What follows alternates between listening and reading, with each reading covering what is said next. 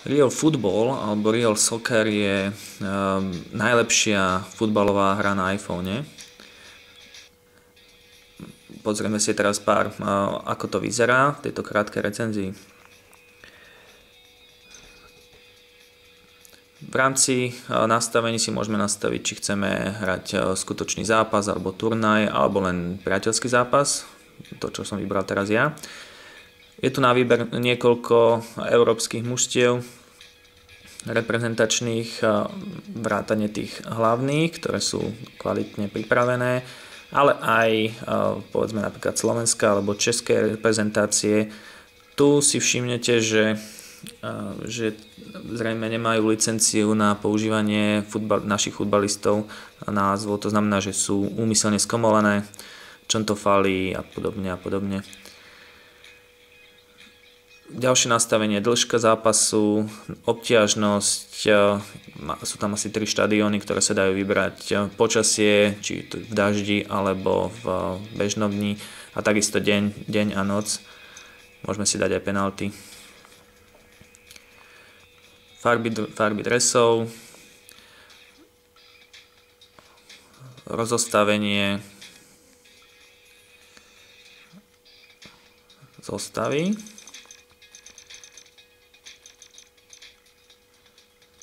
ktoré sa dajú aj striedať aj počas zápasu, a môžeme začať zápas. Základné ovládanie sa skladá z 3 častí. Najprv necháme teda mužstva nastúpiť.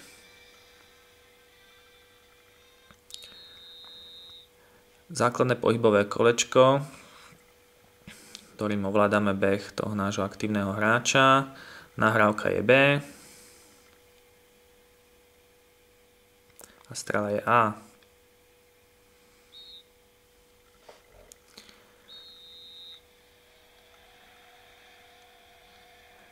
Čo sa týka obranných záberov, tak dôležité držanie B je pri pressingu.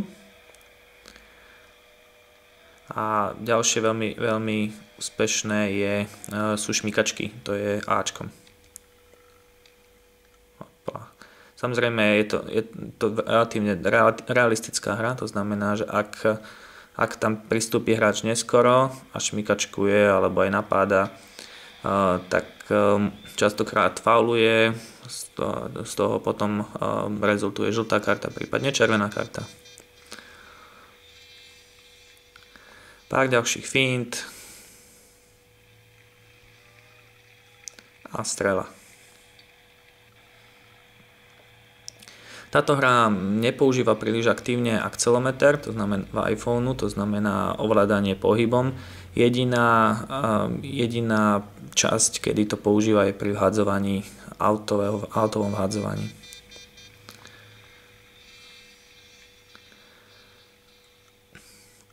Ako som povedal, počas zápasu sa dá aj striedať.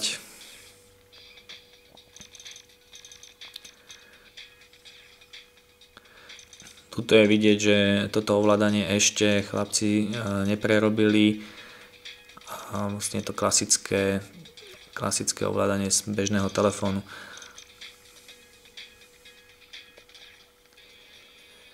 To, čo mi chýba na tejto hre, je aktuálne absencia multiplayeru. To znamená, že dá sa zatiaľ hrať len proti počítaču, proti iPhoneu. Aj keď teda na stránkach sľubujú, že by to mohlo čoskoro byť, zatiaľ som sa tejto featuriny nedočkal. A ďalšia vec je, že pri ovládaní, keďže nemáte fyzické tlačidlá, častokrát sa môže stať, že keďže nie je cítiť to samotné tlačidlo, tak môže byť prst vlastne inde, ako je na tlačidle. Čo vlastne rozdiel voči nejakej hráckej konzole.